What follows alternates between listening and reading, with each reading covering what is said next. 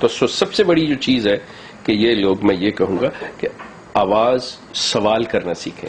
اگر مسرور صاحب کہیں پہ یہ سوال جواب، اول تو بیچارہ کرتا ہی نہیں ہے، یہ مسرور صاحب تو ایسی اس قابل ہی نہیں ہے، لیکن کوئی بھی ہے تو وہاں پہ سوال کریں. یہ نہ سوال کریں کہ جی نماز کیسے پڑھنی ہے، جی اچھا جی حضرت عیسیٰ فوت ہو گئے یا زندہ ہے. سوال ان سے یہ کریں کہ آپ کس نظام کی بات کر رہے ہیں جہاں پہ آپ ہمارے بچے اور بچیوں کے مستقبل کو تباہ کرنے پہ بیٹھے ہوئے، ہمیں اخراج کی اور غیر انسانی اور غیر اخلاقی سزائیں دینے پہ تلے ہوئے. یہ سوال کریں ان سے کہ یہ کہاں سے ہیں، یہ احمدی تعزیرات ہیں یا اسلامک تعزیرات ہیں. اگر اسلامک سزائیں ہیں تو ہمیں بتائیں تو صحیح یہ کہاں سے آئی ہیں یہ چیزیں. تو یہ سوال انہیں خود کرنے ہوں گے. تو یہ اویئرنیس میں لانا چاہتا ہوں کہ میں زندہ بیٹھا ہوں اور میں خوش ہوں. مزے کی بات ہونا تو یہ چاہیے کہ یہ جو 200 ملین کا ہے ان کا قرض مجھ پہ ہونا چاہیے تھا، مجھے سامنے نہیں ہونا چاہیے تھا. اور خلیفہ صاحب کی دعائیں اللہ کو سننی چاہیے تھی. 2 خلیفے تھے، مرزا طاہر بھی یہ کرتے ہوئے چلے گئے اور یہ مسرور صاحب ہے. اپنی ناکیں رگڑ لیں یہ لوگ کہ ہائے اللہ، یہ اللہ تو اس ایک شیخ کو اٹھا لے، یہ کر لے وہ کر لے. میں بیٹھا ہوں، میں خوش ہوں اس چیز کے اندر. اور یقین کیجئے کہ یہ باتیں کرتے ہوئے بھی یہ مجھے نہیں ہو رہا کوئی خوف نہیں، بلکہ مجھے خوشی ہو رہی ہے کہ کم از کم اس سے کوئی شخص سن کے دیکھ کے اپنے اندر ہمت پیدا کرے کہ دیکھیں کچھ نہیں ہوتا. یہ ہمارے اندر کا ڈر اور خوف ہوتا ہے، ورنہ یہ بڑے بڑے کلٹ اور یہ بڑے بڑے جو جابر لوگ ہوتے ہیں نا، ان کے سامنے آپ کا جو عزم ہے وہ ہمیشہ پاش ہو جایا کرتا ہے. Fantastic. So I mean, you're absolutely right. There are a lot of people who have left, and a lot of those people started out their internet lives on Ahmadi.org. They were very inspired by your example and have continued to follow your example, and all of us younger people in the Ahmadiyya awareness community still hope to aspire to reach your high levels of stamina in producing video after video. So you're still quite a role model in that aspect, and the manner in which you reach out to Ahmadis has always been an example, always using a gentle tone and inviting people. So it seems that primarily your wish is to increase the awareness within the Ahmadiyya community, so that people in the community read the books of Mirza Ghulam Ahmad, ask questions of their leadership, to see what happens if they stop paying chanda, which is not an Islamic requirement at all, but which is the lifeblood of the cult machinery, and to ask what benefits that brings them. How else do you think a person within Ahmadiyya who is beginning to question could show their dissent, could gather the strength that you've yourself displayed in order to leave, or at least to stand up and show some kind of dissent? What would you suggest to such a person that they do? شاہد، جیسے آپ نے کہا کہ یہ چیز جو ہے یہ کلٹ کی جان ہے چندہ، یہ اس کی روح ہے بیسک چندہ. ان کے اندر ان کی تعلیم ان کی روح نہیں ہے. تعلیم ان کی روح تب ہوتی اگر یہ صحیح معنوں میں جماعت ہوتی. یہ ایک مافیا ہے، یہ کلٹ ہے. کلٹ کا بیسیکلی یہ ہوتا ہے کہ آپ کے خاندان کو، بیوی کو خامند کے، ماں کو بیٹے کے، بہن کو بھائی کے جدا کر دیا جائے. ان کے اندر نفرت ڈال دی جائے کہ تم نے اس سے نہیں ملنا، تم نہیں مل سکتے، تم اس کے فرد نہیں ہو. اسلام ایسی کوئی تعلیم نہیں دیتا. یہ خوف انہوں نے اپنے احمدیوں کے مسلط کر رکھا ہے ان کے سروں پہ کہ دیکھو اگر تم نے زبان کھولی تو یہ ہو جائے گا، تمہاری بیٹی کی شادی نہیں ہوگی، تمہارا جنازہ نہیں پڑھا جائے گا، تم کہیں سے بول لی.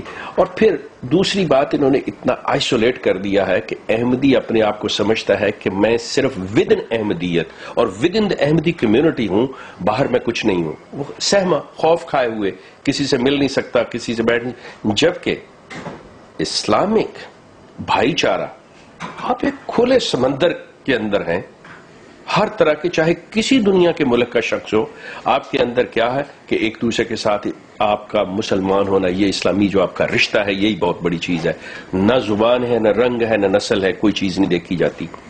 لیکن جماعت احمدیہ کے اندر اگر احمدی نہیں ہے تو دوسرا کوئی چیز ہی نہیں ہے، چاہے کچھ بھی ہو.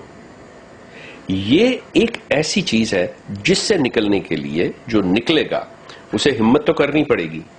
اب وہ کیسے چھوڑے گا؟ جیسے میں نے پہلے عرض کیا ہے کہ اس کو یہ سرٹن اقدامات جو ہیں یہ اٹھانے پڑیں گے. یہ ان پہ کام چندہ نہ دیں، مرزا غلام احمد صاحب کی کتابیں پڑھیں، اسلامک لٹریچر کا مطالعہ کریں، پھر اس کے ساتھ یہ کمپیریزن سٹڈی ہوگی، مقابلتاً پتہ چلے گا کہ مرزا صاحب نے جس چیز پہ ان کے آباء و اجداد کو، ہمارے آباء و اجداد کو، چلیے میں یہ نہیں کہتا یہاں پہ، حالانکہ میرے نزدیک جس دھوکہ اور دجل سے مطلب انہوں نے اپنی فریب کاری کے اندر لے کے آئے ہیں، چلیے میں نہیں کہتا کہ مرزا صاحب نے ہمارے آباء و اجداد کو قائل کیا.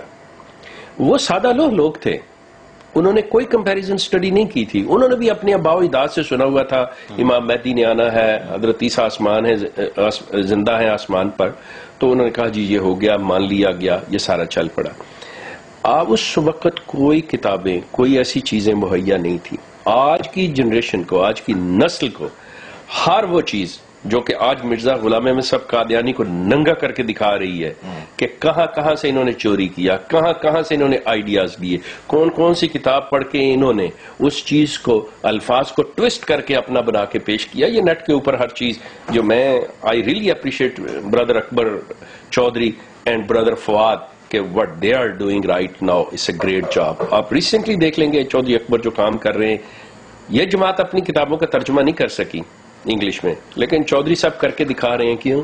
کہ ان کے اندر جسے یہ روحانی معاہدہ کہتے ہیں، یہ اللہ جانتا ہے کہ یہ روحانی ہے یا کچھ اور ہے. میں اس کا فیصلہ مطلب میں پڑھنے والوں پہ چھوڑتا ہوں. تو یہ لوگ اس کو پڑھیں، اور میں خاص طور پہ کہوں گا کہ چودھری اکبر صاحب کی سائٹ کو، آپ کا جو بلاگ ہے اور میری جو ویب سائٹ ہے اس کا ڈسکشن فورم، اس پر اگر آپ نظر رکھیں، آپ کے سوال ہے کوئی ہمیں دیں، کوئی سوال ہے اکیڈمک چیز لے کے آئیں، آپ کو اس کا جواب ملے گا، آپ کو اس کی اصلیت بتا، تب آپ دیکھ سکیں گے کہ آپ کیا احمدیت کسی جماعت میں یا کسی کلٹ میں ہے، اور جو اس کا بانی ہے. میں اس کی ایک مثال تھوڑی سی مرزا صاحب کی اپنی کتابوں میں سے دے دیتا ہوں، گو کہ ریلیونٹ سی بات ہو جاتی ہے، لیکن اس سے مطلب بہت سی باتیں ان کو سمجھ آ جائیں گی.